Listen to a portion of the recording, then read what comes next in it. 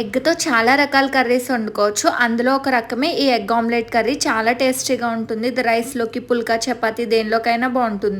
ఇంకా ఆయిల్‌లో జీలకర్ర వేసుకున్నాను. అలాగే చిన్నగా చాప్ చేసిన ఆనియన్, 2 గ్రీన్ చిల్లీస్, కొద్దిగా టర్మరిక్, సాల్ట్ కూడా ఆనియన్స్ ఫ్రై అయ్యేలోపు ఎగ్స్‌ని బ్రేక్ చేసుకుంటున్నాను ఇక్కడ ఆమ్లెట్ వేసుకోవడం కోసం. సాఫ్ట్‌గా రావడానికి కొద్దిగా మిల్క్, కొద్దిగా సాల్ట్. ఎక్కువ మిల్క్ ఏసామంటే మరీ సాఫ్ట్‌గా వచ్చేస్తది.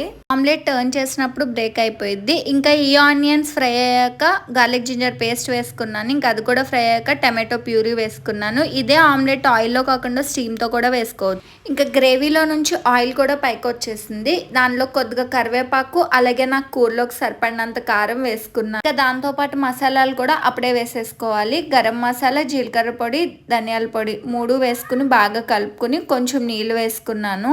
గ్రేవీలోకి సాల్ట్, కారం అంతా సరిపోయిందో లేదో చూసుకుని అడ్జస్ట్ చేసుకుని తర్వాత కర్రీ స్టార్టింగ్‌లో సోక్ చేసి పెట్టుకున్నాను క్యాష్యూ నట్స్. ఇంకా వాటిని కూడా వేసేసుకున్నాను. ఇంకా లిడ్ పెట్టుకొని ఆయిల్ పైకొచ్చాక ఇంకా ఆమ్లెట్‌ని కట్ చేసి పక్కన పెట్టుకున్న వాటిని ఇంకా దీనిలోకి వేసి 2 మినిట్స్ స్టవ్ మీద ఉంచి స్టవ్ ఆఫ్ చేస్తే కర్రీ అయిపోయిద్ది. ఈ వీడియో మీకు నచ్చితే లైక్ చేయండి, సబ్స్క్రైబ్ చేయండి. Thank you for watching.